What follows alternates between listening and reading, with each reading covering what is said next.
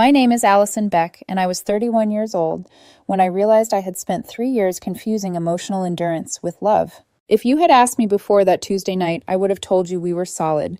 Not perfect, but real. We met at a friend's barbecue.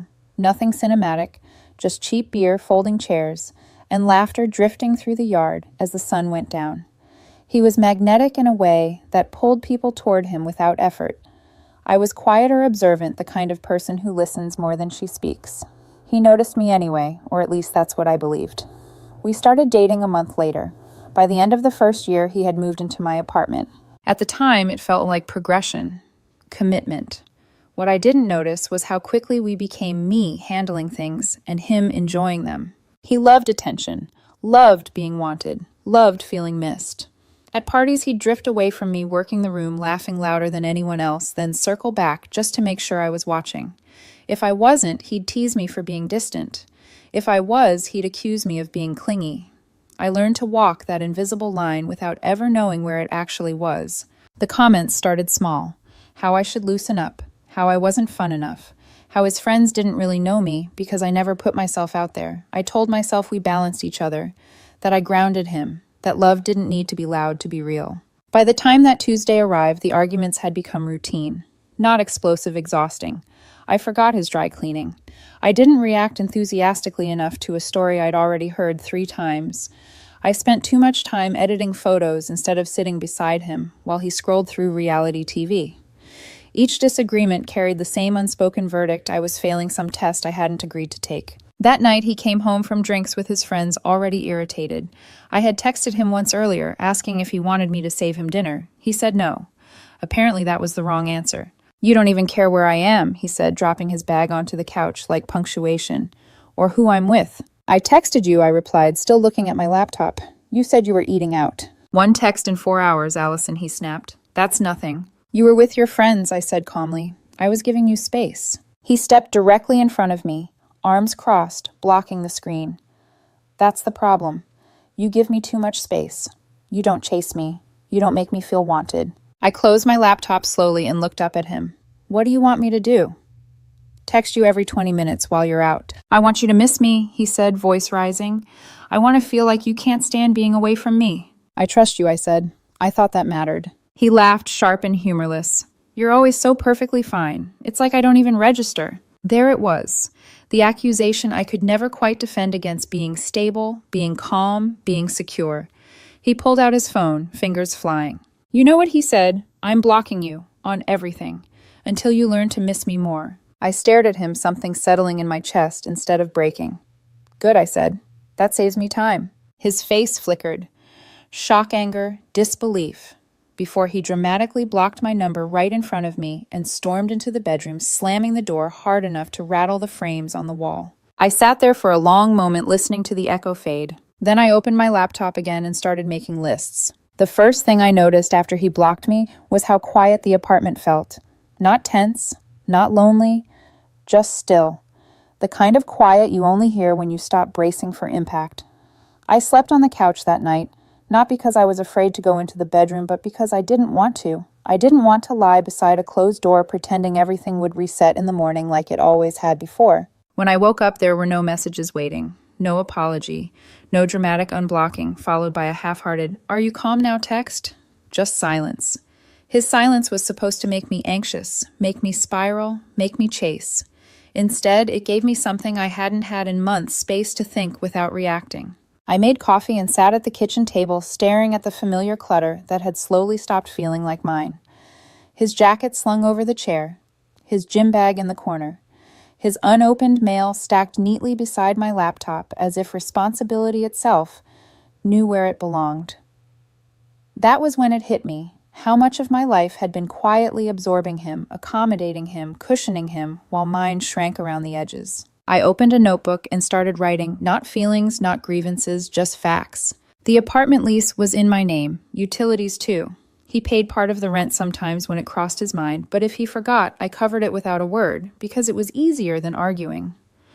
The car we shared was mine, paid off long before he ever sat in the passenger seat and complained about my music. Most of the furniture was mine from before we met. Even the couch he liked to nap on had been delivered years before he entered my life and rearranged it to suit himself. Then there were the things I hadn't agreed to. Sometime last year, he had added my name as a co-signer on a credit card for emergencies, something I only discovered when a notification popped up about a balance I didn't recognize. He had listed me as a reference for a job he never got without asking. Signed us up for a timeshare presentation because we had to start thinking like a couple who plan things. He had even told his parents we were talking about getting engaged news that had reached me secondhand, wrapped in congratulatory smiles I hadn't earned. At the time, I brushed it off. I told myself he was enthusiastic, forward-thinking, maybe a little impulsive. What I didn't admit was that each step forward had been taken with my name, my credit, my stability, never his. By Wednesday morning, the silence still hadn't broken. That was when I realized something unsettling. If he hadn't blocked me, I probably wouldn't have noticed how much control he thought he had. Blocking me was supposed to remind me of my place. Instead, it removed his ability to interrupt my decisions. I called the credit card company first. 40 minutes on hold, one supervisor, and a very calm explanation later, my name was removed as co-signer. The balance made my stomach tighten nearly $4,000 in 6 months. Charges for nights out I hadn't attended, clothes I'd never seen him wear, convenience masquerading as entitlement. The representative apologized. I thanked her. When I hung up, my hands were shaking, not from fear, but from anger I had postponed for too long. Next came the timeshare company. They were less polite, insisting I'd agreed to something I had never signed. I told them evenly that I would pursue legal action if my forged consent was used against me. The tone shifted immediately. The agreement disappeared. One by one, I changed everything. Bank passwords, email, streaming services, subscriptions I hadn't realized he was logged into from devices I didn't recognize. Each reset felt like pulling a thread loose, watching a knot unravel without resistance. By Thursday, I called my landlord and gave notice. I told him I'd be moving out at the end of the month. He paused longer than expected, then said almost too quickly that he understood. I suspected he did. He'd dealt with my boyfriend's complaints about neighbors' demands for upgrades, irritation, over rules he'd never read. When I told him I'd already found another place across town, smaller, quieter mine, he wished me luck with a relief he didn't try to hide. Friday, I took a personal day and began packing. I moved through the apartment methodically, room by room, like someone preparing for a controlled burn. I packed my books, my clothes, my photography equipment, the kitchen tools I'd collected piece by piece over years. I left his things untouched. Not out of kindness, out of clarity. I wasn't erasing him, I was extracting myself. The longer I worked, the clearer it became that this wasn't impulsive. This wasn't punishment. This was overdue maintenance on a life I had let someone else clutter. He was still blocked, still silent. Somewhere out there, he probably thought he was winning. By the time the sun went down, my car was full, my apartment half empty, and my chest felt strangely light. For the first time since we'd moved in together, I wasn't waiting for him to come home and decide what the night would feel like. Silence, I realized, wasn't emptiness. It was leverage. By the time he decided he was done teaching me a lesson, I was already gone. Saturday morning started like any other weekend, used to sunlight through the blinds, the low hum of the city waking up, but I wasn't waiting for him to stumble out of the bedroom or check his phone for the exact moment he would unblock me and expect everything to reset. Instead, I was standing in my new apartment coffee cooling on the counter, directing two movers as they carried the last of my things inside. They didn't ask questions. They never do. To them, it was just another job, half an apartment's worth of boxes, a couch, a bookshelf, framed photographs wrapped carefully in blankets. Efficient, professional, detached. I tipped them well. At 2:47 p.m., my phone buzzed for the first time in days. 17 missed messages, all at once. I didn't open them immediately. I already knew the arc. The first would be light casual, pretending nothing serious had happened. The next would test my silence. The last would punish it. He always followed the same pattern. When I finally looked, I was right. Hey, I think we've both had enough space now. Are you okay? This isn't like you. Seriously, answer me. This is exactly what I'm talking about. You don't care at all. I locked my phone and slid it into my pocket. Back at the old apartment, he would still think he had time. He would assume I was sulking somewhere nearby, waiting to be allowed back into the conversation. He didn't know that by the time he reached for his keys, there would be nothing left to argue over. Sunday morning, my phone rang. I answered this time. Where are you? He said immediately. No hello, I replied. Impressive. Where are you? He repeated sharper now. I came home last night and half the apartment is empty. Where's the TV? Where's the bookshelf? Where's... He stopped. I could hear him walking from room to room, counting absence. Where's all your stuff? Silence stretched between us, heavy and unfamiliar. What the hell does that mean? He finally demanded. It means I took my things and left, I said calmly. The lease ends in 3 weeks. You'll need to figure out where you're going. You're breaking up with me. His voice jumped an octave. Over a stupid fight. You blocked me and told me I needed to miss you more, I said. And I did. His breath hitched. You can't just leave. We live together. We have plans. What plans? I asked. We were going to my sister's wedding next month. We were talking about getting a dog. You were talking? I interrupted. I was listening. There's a difference. He started crying then. Not loudly, not openly, the careful kind. The kind meant to activate guilt, to make you feel like you'd failed a test of compassion. I'd responded to it so many times before without realizing it was another form of control. I can't believe you're doing this, he said. After everything. After everything, I repeated, steady now. After you put my name on a credit card without asking. After you told your parents we were engaged when we never discussed marriage. After 3 years of making me feel like I was constantly falling short. The crying stopped abruptly. You went through my stuff, he said, accusation replacing hurt. I went through my financial records, I replied, and found your mess. I didn't raise my voice. I didn't need to. I'm not doing this anymore, I said. Lose my number. I hung up before he could respond. Then I blocked him everywhere, phone, email, social media, every door he'd once used to pull me back in. That night, sitting among half-unpacked boxes in my new place, I felt something unfamiliar settle over me. Relief. The quiet didn't last. At first, it came in soft taps, messages from people who hadn't spoken to me in months, framed as concern but edged with curiosity. Hey, are you okay? He seems really upset. What happened between you two? I kept my replies short and neutral. We broke up. I moved out. I wish him well. I didn't defend myself. I didn't explain. I didn't correct the version of events I could already feel spreading without me. He filled the silence the way he always did with a story that cast him as blindsided and me as cruel. 3 days after the move, a message arrived from one of his closest friends. You really just disappeared on him. That's cold. I read it twice, then put my phone down. There was no version of my truth that would survive being filtered through loyalty and outrage. I wasn't interested in auditioning for understanding. Then his sister reached out. I don't know what happened, she wrote, but he's telling everyone you abandoned him. He's staying with our parents. He says he can't afford rent anywhere and doesn't know what he did wrong. I didn't respond. I felt the familiar pull to explain, to soften the narrative, to take responsibility for how uncomfortable the truth made other people feel. I let it pass.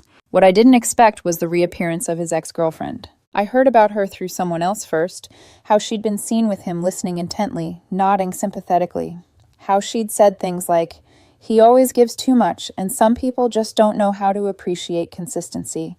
It was subtle, calculated, and perfectly aligned with the version of me he was selling. The woman who had once warned me about his need for control was now validating it, so long as it wasn't pointed at her. The pressure escalated a week later. A message from his cousin arrived late one evening, more hesitant than accusatory. I don't usually get involved, he wrote, but I'm concerned. He's saying you stole from him when you left. He's talking about filing a police report. I don't think that's true, but I wanted you to know. That crossed a line. I called him immediately. He sounded uncomfortable, caught between loyalty and reason. He says you took the TV, a gaming console, some furniture, and jewelry that belonged to him, he said. I told him it sounded extreme, but he's really wound up. The TV is mine, I said. I have the receipt. The console is mine. The furniture is mine, except what I left behind. And I never touched any jewelry. There was a pause, then a sigh. Yeah, that's what I thought. He's escalating because I'm not responding, I said. If he files anything, I have documentation for everything. Good, he replied quietly. Stay safe. After the call, I didn't sleep. Not because I was afraid of him, but because I finally understood the scope of what I had walked away from. This wasn't heartbreak. This was reputation management. Control rebranded as victimhood.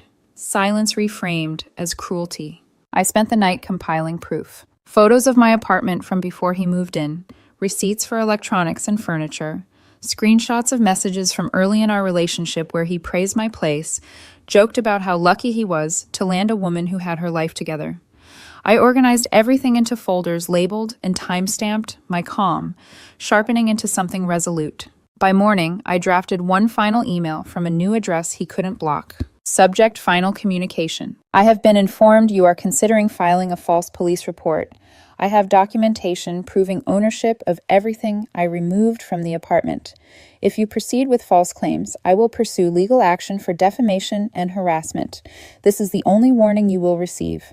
Do not contact me or anyone in my life again. I attached the evidence and sent it without hesitation. 2 days passed. No police report, no apology. Just a final message sent through his sister's phone. I just wanted you to miss me. I didn't think you'd actually leave. I stared at the screen for a long time before locking my phone and setting it face down on the table. Some truths don't need replies. 19 days after I moved out, an unfamiliar number lit up my phone. Are you even thinking about me? I didn't answer right away. I stood in the middle of my new living room, instead taking in how different it felt from the place I'd left behind. There were no half-finished projects scattered across surfaces I'd just cleaned, no noise bleeding in from someone else's moods. The walls held only what I chose to hang. The air felt lighter, like it hadn't learned how to brace yet. I walked through the apartment slowly, deliberately, as if I were documenting a crime scene that no longer existed. The empty space where clutter used to pile up. The kitchen without expired food I never bought.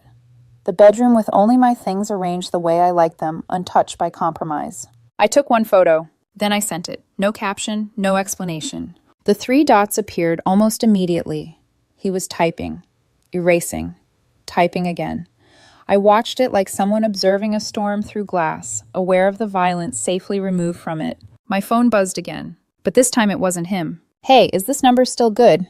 This is Michael. We met at that gallery opening last year. I'm texting because your ex just showed up at my place asking if I'd seen you.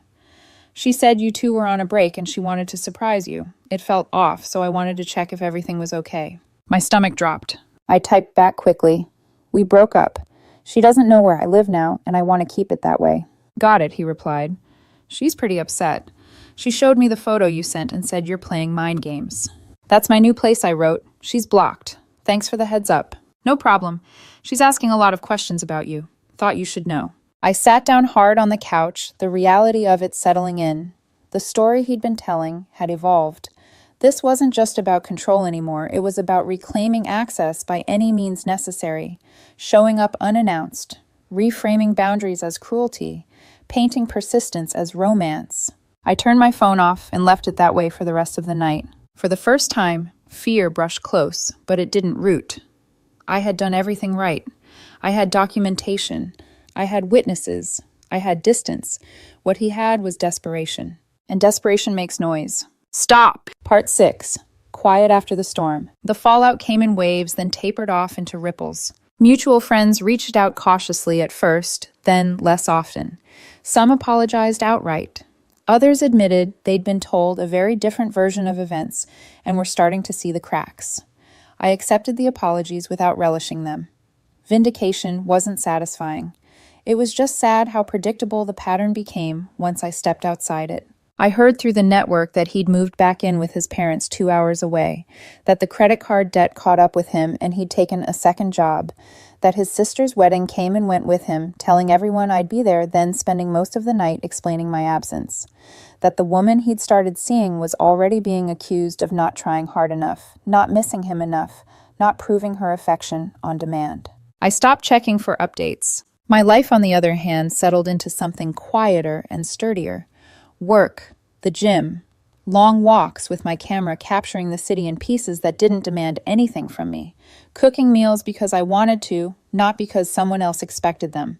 Hanging my photographs exactly where I wanted them. I started seeing someone new casually, not because I needed to replace anything, but because it felt easy. There were no tests. No performances, no sudden disappearances designed to provoke reaction. We enjoyed each other's company without keeping score. I realized how unfamiliar that kind of calm had once felt, and how natural it was now. Sometimes my phone buzzed and my chest tightened reflexively, a muscle memory I hadn't yet unlearned. But it was never him. No random numbers, no messengers, no echoes. That chapter closed cleanly. I still have the photo, the empty apartment, saved on my phone. Not out of bitterness, but as a reminder. A reminder that manipulation only works if you keep playing. That silence when chosen can be an act of self-respect. That leaving